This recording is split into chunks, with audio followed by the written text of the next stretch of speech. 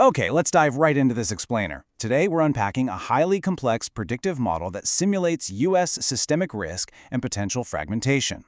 Basically, we're going to examine an analytical transition from a verified mid-2024 baseline straight into a projected, and frankly, pretty grim 2026 endgame scenario.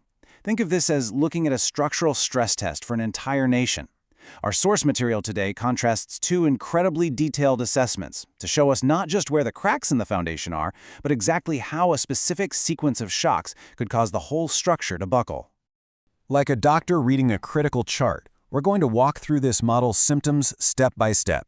We'll start by looking at the phase transition model. Then we'll assess systemic vulnerability and the economic instability score. From there, we'll dive into institutional and elite decay, check out the narrative dissonance index, and finally wrap up with the feedback loops driving the fragmentation.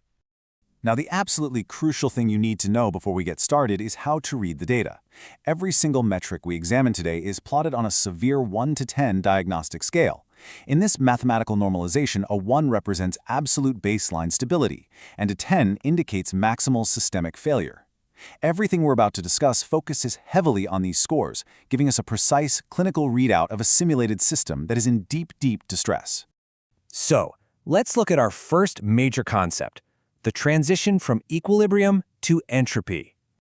The model's core premise actually relies on comparing a verified June 2024 baseline, which it describes as an unstable equilibrium, meaning it's resilient but brittle, to a December 2025 projection defined as systemic entropy.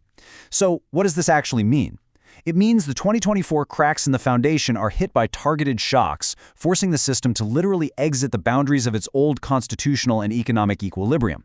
It begins operating under a coercive new logic where dominance equals success.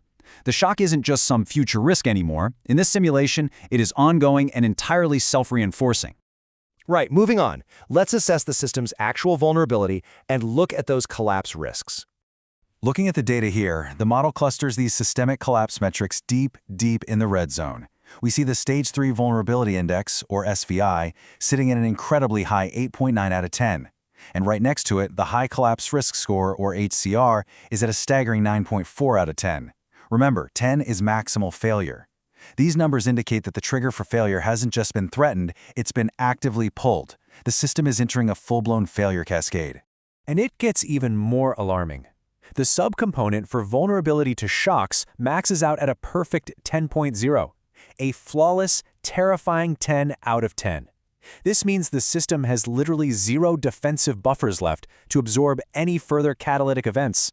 If a crisis hits, whether it's economic, political, or social, there is absolutely no shock absorption left in the suspension. The impact is direct and catastrophic. Let's pivot slightly and look at what happens to the economy in this scenario. The Economic Instability Score, or EIS, hits an absolutely massive 9.0 out of 10. To understand this massive jump, the model notes that in 2024, the economy was essentially a glass cannon, meaning it showed really strong headline numbers that masked deep fiscal fragility. By this point in the projection, that 2024 risk of policy unpredictability has become a kinetic reality of chaotic, disruptive governance. Latent vulnerabilities are subjected to deliberate catalytic shocks here, and that glass cannon just shatters.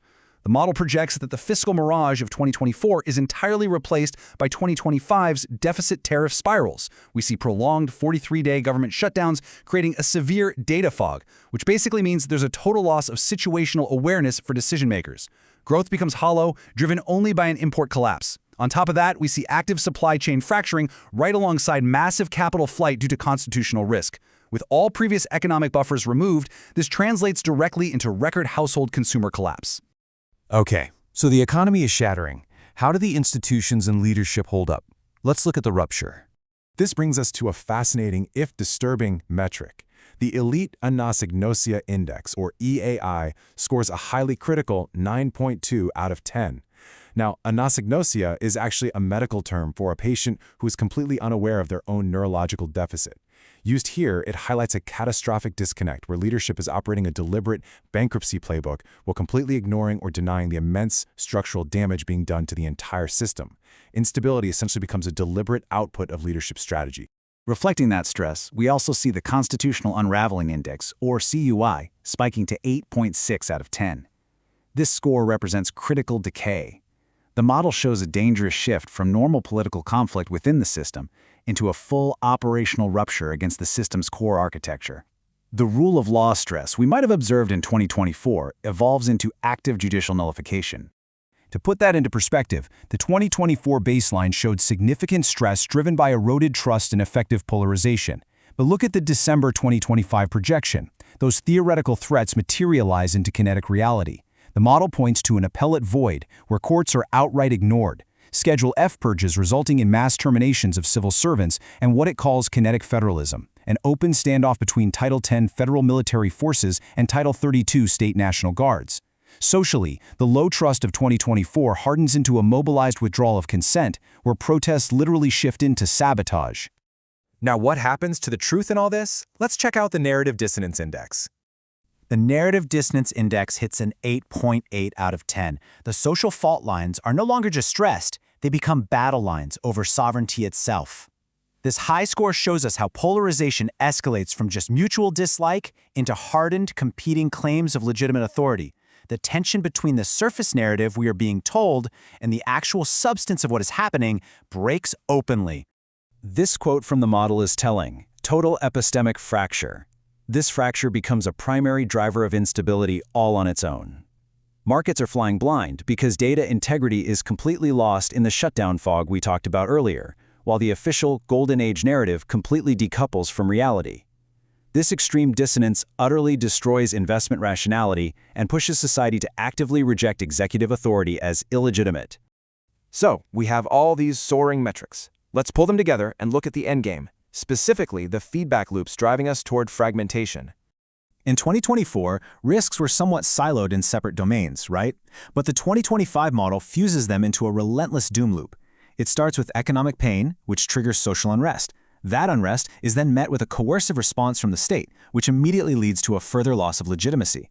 To try and regain control, leadership implements even more disruptive policy, which, you guessed it, loops right back around into generating even more economic pain. It's a vicious cycle.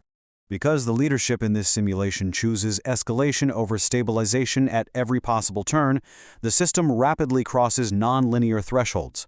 The model predicts a bifurcated and grim end state with only two possible outcomes: a direct fragmentation cascade or a short-lived, highly brittle authoritarianism that inevitably fragments shortly after anyway. The underlying structure simply cannot hold the pressure.